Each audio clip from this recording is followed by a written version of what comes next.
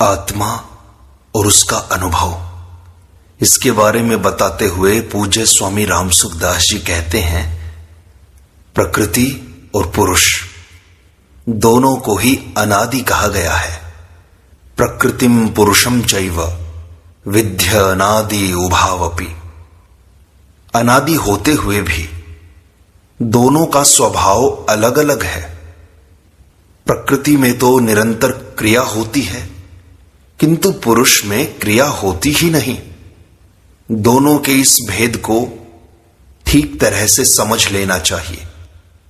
शास्त्रों में वर्णन आता है कि प्रकृति की एक अक्रिय अवस्था है और एक सक्रिय अवस्था है, परंतु वास्तव में सक्रिय अवस्था की अपेक्षा से अक्रिय अवस्था कही जाती है। प्रकृति की सूक्ष्म क्रिया अक्रिय अवस्था में कभी बंद ही नहीं होती। जैसे हम कभी जागते हुए काम धंधा करते हैं और कभी सब काम धंधा छोड़कर नींद लेते हैं, परंतु शरीर के नाश की क्रिया कभी बंद नहीं होती। नींद में भी 3 तरह की क्रिया होती है। एक क्रिया नींद के पकने की होती है, एक क्रिया थकावट मिटकर ताजगी आने की होती है, और तीसरी एक क्रिया शरीर के नष्ट होने की, उम्र नष्ट होने की होती है। नाश की यह क्रिया स्वतः स्वाभाविक निरंतर होती रहती है। जब सृष्टि पैदा होती है तब भी यह क्रिया होती है, और जब सृष्टि का लय हो जाता है तब भी यह क्रिया होती है। सृष्टि का लय होने पर प्रकृति निष्क्रिय कही जाती है, पर किस विषय में? सृष्टि रचना के विषय में। वास्तव में प्रकृति कभी निष्क्रिय नहीं होती। जागृत में, स्वप्न में, सुषुप्ति में, मूर्छा में, समाधि में, सर्ग में, प्रलय में, महासर्ग में, महाप्रलय में, हर समय प्रकृति में क्रिया होती रहती है। मन, बुद्धि, इंद्रियां, शरीर, धन, संपत्ति, वैभव आदि तथा तारे, नक्षत्र, सूर्य, चंद्रमा, पृथ्वी, समुद्र आदि जितना दृश्य प्रकृति का कार्य दिखाई देता है, सब में प्रतिक्षण क्रिया हो रही है। इस प्राकृत क्रिया में उत्पत्ति और विनाश का एक क्रम चलता है, और यह क्रम ही स्थिति रूप से दिखाई देता है। वास्तव में स्थिति है नहीं। जैसे हम कहते हैं कि गंगा जी का जल कल की जगह ही बह रहा है, तो इसमें 2 बातें हैं, कल की जगह और बह रहा है। तात्पर्य है कि कल की जगह दिखाई देने पर भी जल स्थिर नहीं है, प्रत्युत वह निरंतर बह रहा है। इसी तरह ये शरीर, संसार स्थिर दिखाई देते हुए भी निरंतर बह रहे हैं, नाश की तरफ जा रहे हैं, परंतु परमात्म तत्व और अपने स्वरूप में क्रिया नहीं है। आत्मा में क्रिया नहीं है। ये सदा ज्यों के त्यों रहते हैं। अगर इनमें किंचित मात्र भी क्रिया होती तो ये सदा ज्यों के त्यों नहीं रहते, अपितु बदल जाते। प्रकृति की प्रत्येक क्रिया हमारे स्वरूप से निरंतर अलग हो रही है, और अलग है। यह सबका अनुभव है कि बालकपने में मैं ऐसा करता था और आज मैं ऐसा करता हूं, परंतु बालकपने में मैं जो था वही मैं आज हूं। बालक से जवान और जवान से बूढ़ा हो गया, यह प्राकृत क्रिया हुई, और मैं वही हूं। यह अक्रिय स्वरूप हुआ। बालक से जवान और जवान से बूढ़ा होने के लिए कोई उद्योग नहीं करना पड़ता, अपितु यह परिवर्तन रूप क्रिया शरीर में स्वतः स्वाभाविक हो रही है। स्वयं ने शरीर के साथ अपना संबंध मान लिया, इसलिए शरीर में होने वाली क्रिया अपने में दिखाई देने लग गई। जैसे मैं बालक हूं, मैं जवान हूं, मैं बूढ़ा हूं, मैं रोगी हूं, मैं निरोग हूं आदि। शरीर के साथ अपना संबंध मानना ही अज्ञान है और शरीर को स्वयं से सर्वथा अलग अनुभव कर लेना ही ज्ञान है। साधक को ऐसा अनुभव करना चाहिए कि जितनी भी क्रिया होती है वह सब शरीर में ही होती है। उम्र भी शरीर की ही होती है, आत्मा की उम्र नहीं होती। काल भी शरीर को ही खाता है, चाहे स्थूल शरीर की क्रिया हो, चाहे सूक्ष्म शरीर का चिंतन मनन ध्यान आदि, चाहे कारण शरीर की समाधि हो, सबको काल निरंतर खा रहा है, परंतु स्वयं को आत्मा को काल नहीं खाता।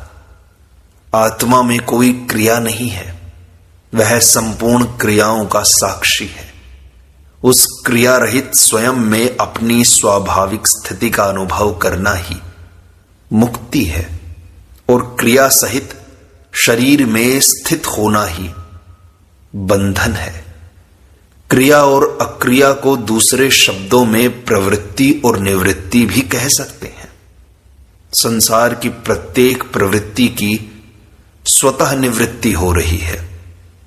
प्रवृत्ति के समय भी निवृत्ति ज्यों की त्यों विद्यमान है। हम सोते हैं, जागते हैं, बैठते हैं, चलते हैं, सुनते हैं, बोलते हैं, तो इन सब क्रियाओं में भी नाश की तरफ जाने वाली क्रिया निरंतर हो रही है। यह निवृत्ति नित्य है, इसका कभी नाश नहीं होता। इस नित्य निवृत्ति को ही गीता ने गुणा गुणेषु वर्तन्ते इत्यादि पदों से कहा है।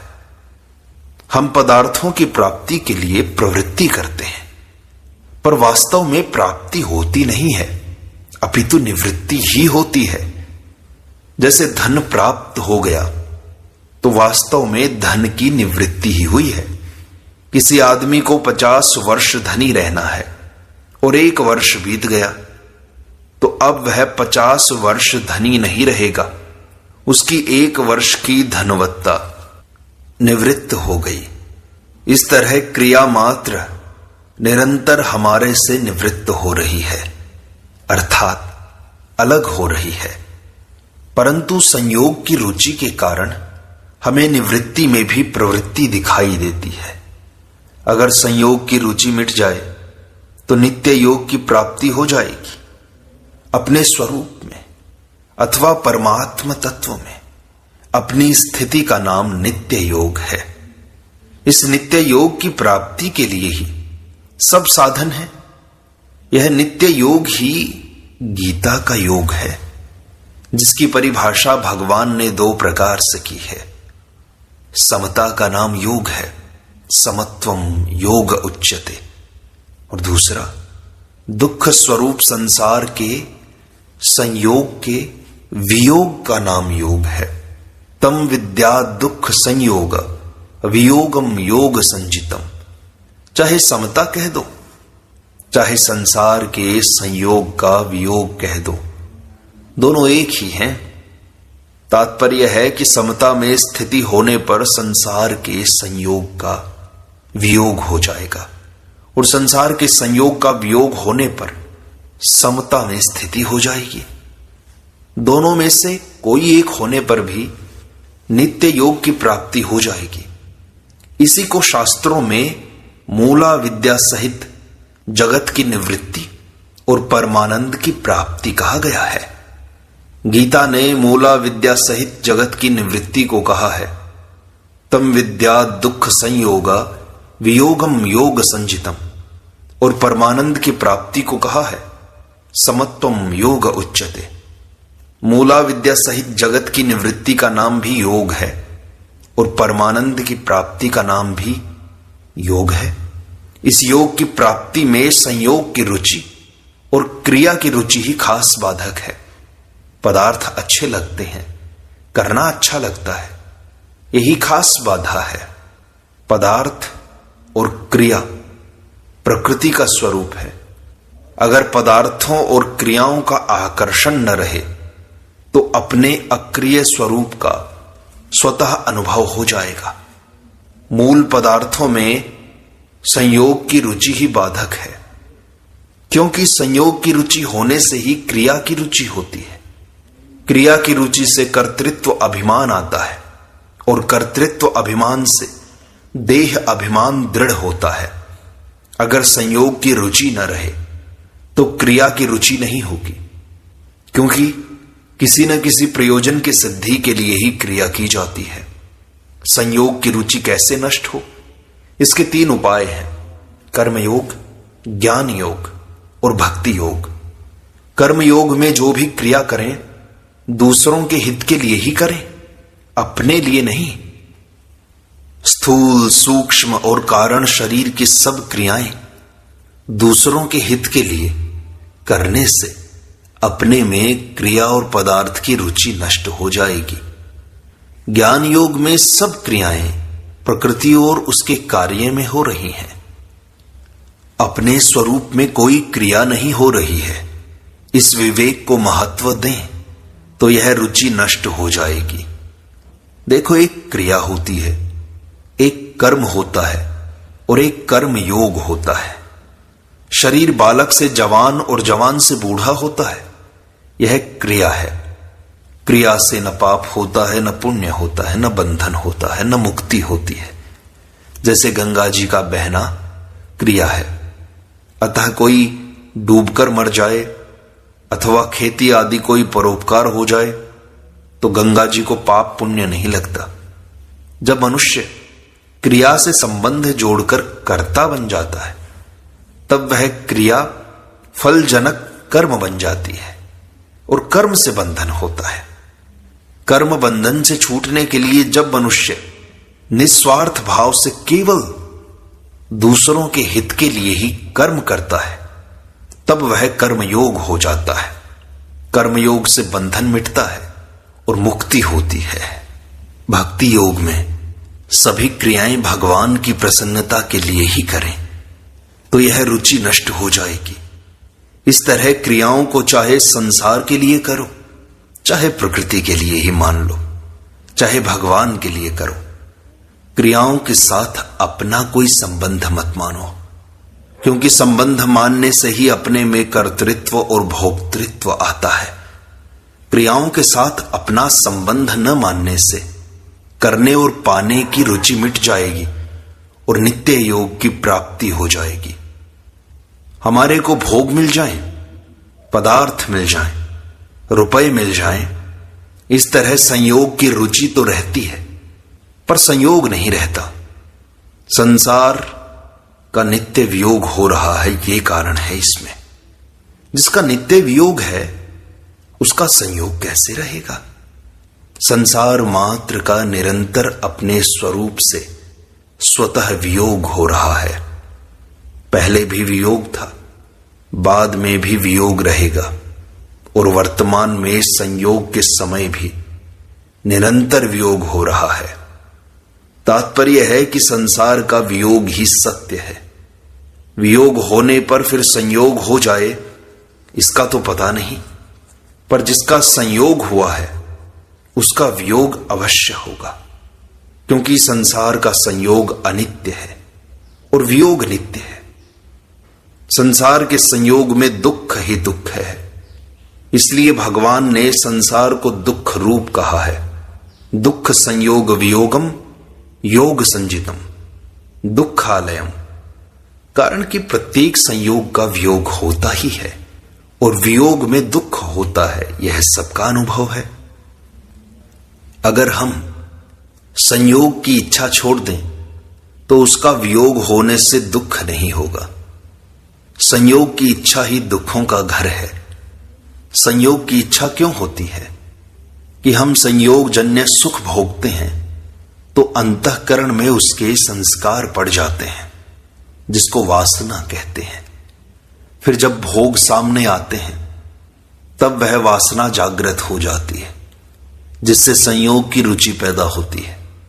संयोग की रुचि से इच्छा पैदा हो जाती है। इसलिए भगवान ने कहा है कि संयोग जन्य जितने भी सुख हैं वे सब आदि अंत वाले और दुखों के कारण हैं, अर्थात उनसे दुख ही दुख पैदा होते हैं। इसलिए विवेकी मनुष्य उनमें रमण नहीं करता, कारण कि संयोगजन्य सुखों का वियोग होगा ही। अगर उनमें रमण करने की इच्छा करेंगे तो वह दुख ही देगा। संपूर्ण प्राकृत पदार्थों और क्रियाओं का निरंतर ही हमारे स्वरूप से वियोग हो रहा है। यह वियोग करना नहीं पड़ता, अपितु स्वतः स्वाभाविक तथा सहज ही वियोग होता है। इस वियोग को हम स्वीकार कर लें, अर्थात संयोग काल में ही वियोग का अनुभव कर लें, तो संयोग की इच्छा मिट जाएगी। संयोग की इच्छा मिटते ही योग की प्राप्ति स्वतः हो जाएगी। उसकी प्राप्ति के लिए कुछ करना नहीं पड़ेगा, कारण कि वास्तव में योग स्वतः स्वाभाविक प्राप्त है। शरीर की जागृत, स्वप्न, सुषुप्ति, मूर्छा और समाधि अवस्था में तथा संसार की सर्ग, प्रलय, महासर्ग और महाप्रलय अवस्था में भी योग ज्यों का त्यों है। संपूर्ण देश, काल, क्रिया, वस्तु, व्यक्ति, अवस्था, परिस्थिति, घटना आदि में ज्यों का त्यों रहने से इसको नित्य योग कहते हैं। जिसका निरंतर वियोग हो रहा है उसके संयोग की इच्छा छोड़ दो तो योग की प्राप्ति हो जाएगी, अथवा एक है रूप परमात्म तत्व में स्थित हो जाओ तो योग की प्राप्ति हो जाएगी और संसार का स्वतः वियोग हो जाएगा। दोनों में किसी एक को कर लो तो दोनों अपने आप हो जाएंगे। इसमें एक मार्मिक बात है कि अलग उसी से होना है जो पहले से ही अलग है तथा अलग हो रहा है, और प्राप्ति उसी की करनी है जो पहले से ही प्राप्त है। हमें संसार से अलग होना है तो संसार सदा ही हमसे अलग है, और परमात्मा को प्राप्त करना है तो परमात्मा सबको सदा प्राप्त है।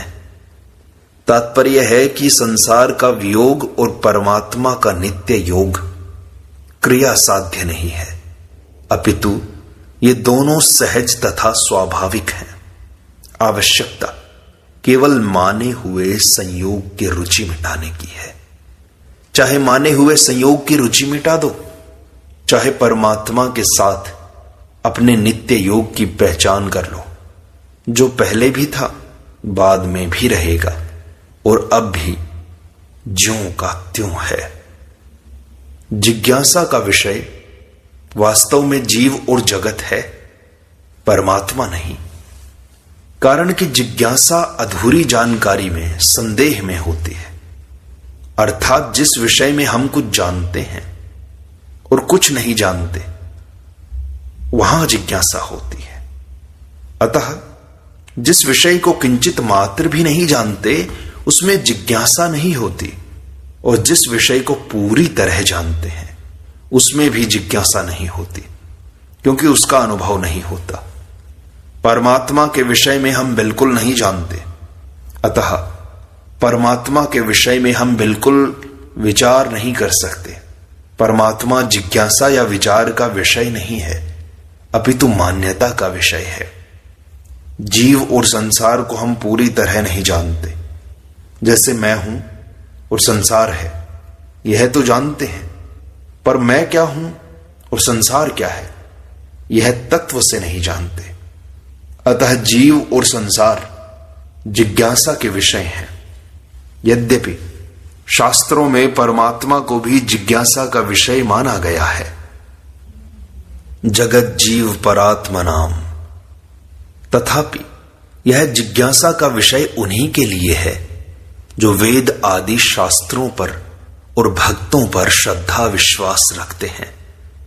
वेद आदि शास्त्रों में और संत वाणी में परमात्मा का वर्णन किया गया है, अतः उस वर्णन को लेकर उनमें परमात्मा की जिज्ञासा होती है। तात्पर्य है कि परमात्मा की जिज्ञासा उनमें होती है जो शास्त्र और संतों को मानते हैं। अर्थात शास्त्र में लिखा है, भक्तों से सुना है, पर अनुभव नहीं है, इसको लेकर जिज्ञासा होती है।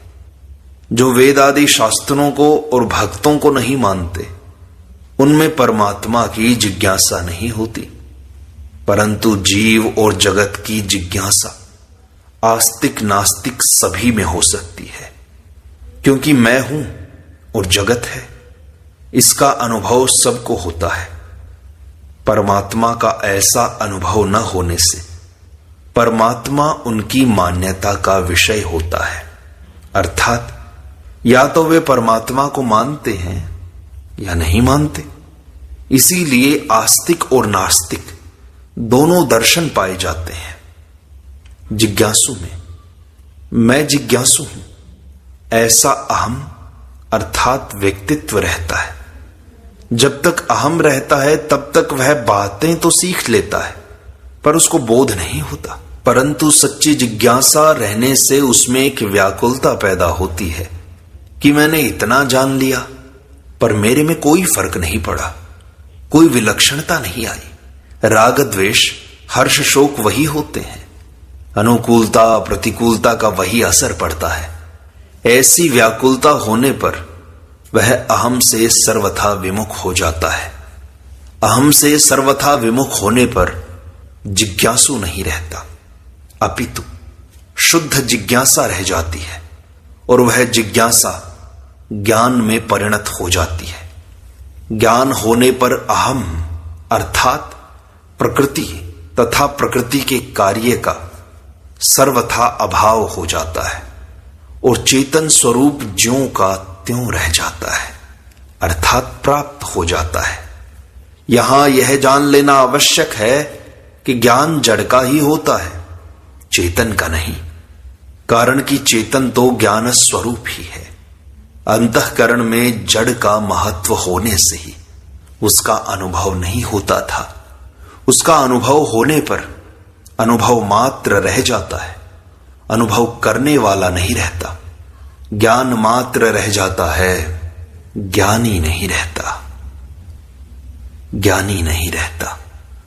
इस प्रकार सत्संग का यह भाग यहीं संपूर्णता को प्राप्त होता है। शेष अगले अंक में।